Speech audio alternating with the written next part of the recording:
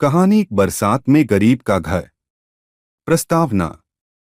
भारत के एक छोटे से गांव में एक गरीब परिवार रहता था। यह परिवार था रामलाल का, जो अपनी पत्नी मीना और दो छोटे बच्चों के साथ एक कच्चे घर में रहता था। रामलाल खेतों में मजदूरी करता था और मीना गांव के घरों में साफ सफाई का काम करती थी। उनकी जिंदगी बहुत ही संघर्षपूर्ण थी, लेकिन वे दोनों अपनी मेहनत से अपने बच्चों का पालन पोषण कर रहे थे। गांव में मानसून का मौसम आने वाला था और पूरे गांव में इसकी तैयारी जोरों पर थी। लेकिन रामलाल और मीना के पास इतनी धनराशि नहीं थी कि वे अपने घर की मरम्मत कर सकें। उनका घर मिट्टी और फूस का बना हुआ था, जिसकी छत बांस की लकड़ियों और पुराने टिन की चादरों से ढकी हुई थी। हर साल बरसात में उनका घर टपकने लगता था और उन्हें पूरी रात जागकर पानी की बाल्टियां भरनी पड़ती थीं। प्रथम भाग, बरसात की दस्तक। एक दिन गांव में अचानक से काले बादल घिर आए। तेज हवाएं चलने लगीं और कुछ ही समय में बारिश शुरू हो गई। रामलाल खेत में काम कर रहा था जब बारिश शुरू हुई। वह जल्दी जल्दी घर की ओर दौड़ा, क्योंकि उसे चिंता थी कि उसका कच्चा घर बारिश की पहली ही बौछार में टपकने लगेगा। मीना घर पर थी और उसने जैसे ही बारिश की आवाज सुनी, वह दौड़कर घर के अंदर गई। बच्चे खेल रहे थे, लेकिन बारिश की बूंदों की आवाज सुनकर वे भी डर गए और अपनी मां के पास दौड़कर आ गए। मीना ने तुरंत घर के भीतर रखी पुरानी बाल्टियां और घड़े इकट्ठे किए, ताकि छत से टपकते पानी को इकट्ठा किया जा सके। लेकिन घर की छत इतनी कमजोर थी कि कुछ ही पलों में कई जगहों से पानी टपकने लगा। रामलाल ने घर पहुंचते ही देखा कि मीना और बच्चे घबराए हुए थे। उसने मीना से कहा, मीना, चिंता मत करो, मैं कुछ करता हूं। रामलाल ने घर के चारों ओर जाकर छत की स्थिति का जायजा लिया। उसे समझ में आ गया कि इस हालत में कुछ भी नहीं किया जा सकता था। उसने फैसला किया कि वह गांव के मुखिया से मदद मांगेगा। द्वितीय भाग, मदद की तलाश। रामलाल जल्दी से मुखिया जी के घर की ओर भागा।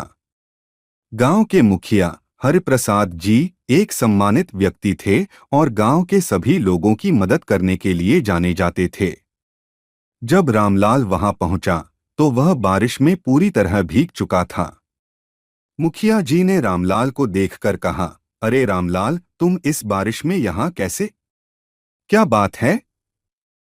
रामलाल ने उनकी ओर देखते हुए कहा, मुखिया जी, हमारा घर बारिश में टपक रहा है। बच्चों को लेकर चिंता हो रही है। क्या आप हमारी कुछ मदद कर सकते हैं?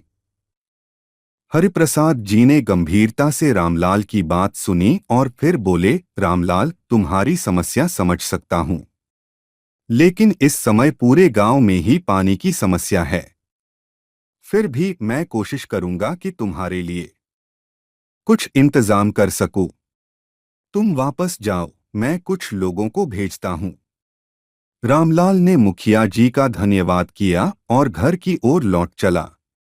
घर पहुंचने पर उसने देखा कि मीना और बच्चे एक कोने में सिमट कर बैठे हैं और छत से लगातार पानी टपक रहा है। उसने मीना को ढांढस बंधाया और कहा, मुखिया जी ने कहा है कि वे कुछ लोग भेजेंगे हमारी मदद के लिए। तृतीय भाग, संघर्ष और उम्मीद। रात हो चुकी थी और बारिश लगातार तेज हो रही थी। रामलाल और मीना ने बच्चों को एक कोने में बिठा दिया, जहां कम पानी टपक रहा था। वे खुद भीगते हुए पानी की बाल्टियां भरते रहे।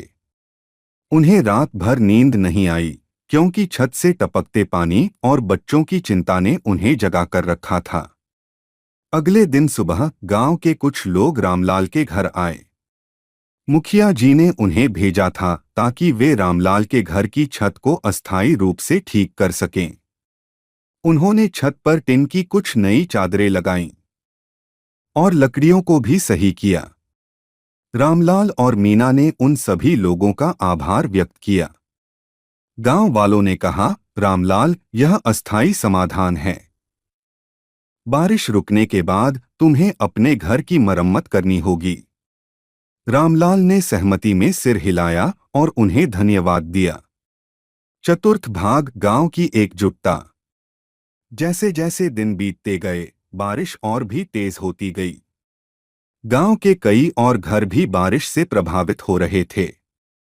कई जगहों पर पानी भरने लगा था और कुछ घरों की हालत भी रामलाल के घर जैसी हो गई थी। गांव के लोगों ने महसूस किया कि उन्हें एकजुट होकर इस समस्या का समाधान निकालना होगा। गांव की पंचायत ने एक आपातकालीन बैठक बुलाई, जिसमें गांव के सभी लोग शामिल हुए।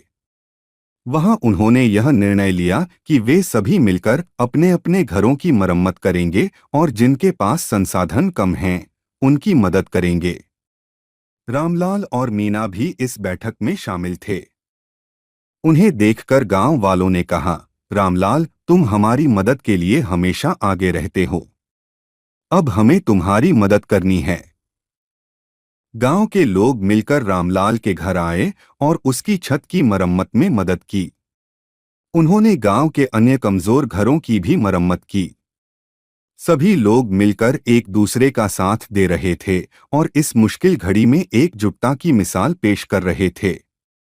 पंचम भाग, बरसात का अंत और नई शुरुआत। कुछ हफ्तों के बाद बरसात का मौसम धीरे धीरे समाप्त हो गया। गांव के लोगों ने राहत की सांस ली। रामलाल का घर, जो कभी कमजोर था, अब गांव वालों की मदद से और भी मजबूत हो चुका था।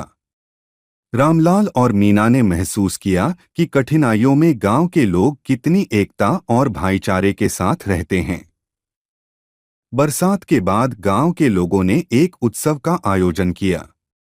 इस उत्सव में गांव के सभी लोगों ने मिलकर अपने अनुभव साझा किए और एक दूसरे की मदद के लिए धन्यवाद दिया।